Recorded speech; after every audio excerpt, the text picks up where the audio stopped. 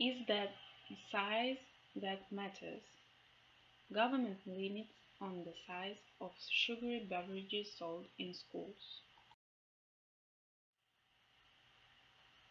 Sugar-sweetened beverages (SSBs) have been a target for different regulations because of growing evidence of them causing weight gain and other health issues, especially among children. Studies have shown that one of the environmental triggers is the portion size. The original Coca-Cola bottle was 6.5 ounces.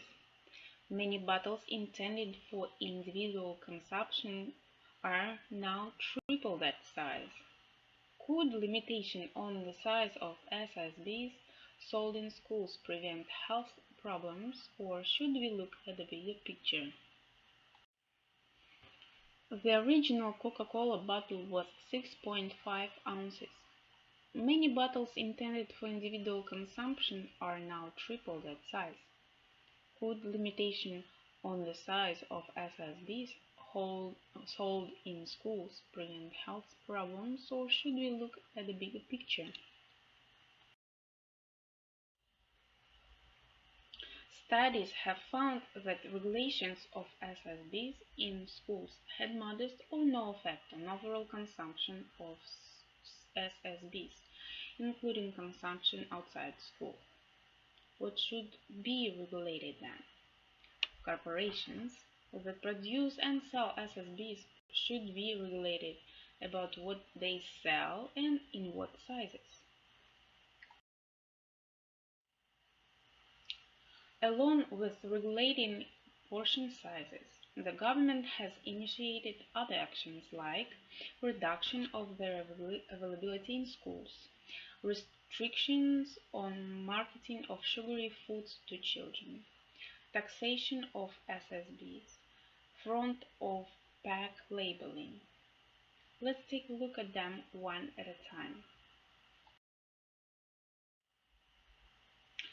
The availability of SSBs in schools is regulated by new nutrition standards for food and beverages in schools that participate in the National School Lunch Program and School Breakfast Program, which prohibit all soft drinks and energy drinks from elementary and middle school but allow some low-calorie beverages for high school students.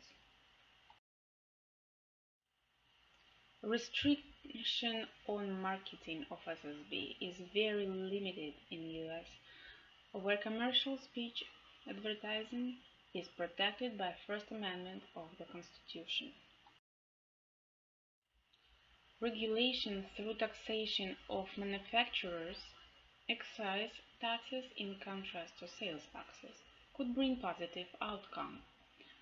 Manufacturers could increase prices, decrease portion sizes, and decrease sugar in products. And the last point about legitimate labeling.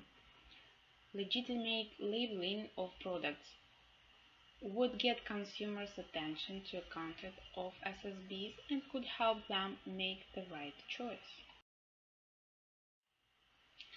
But of course, parents and family are the most powerful teachers for the kids. If children taught at home that sugary drinks are bad for them, does not matter what size of SSDs sold in schools, they will not buy it.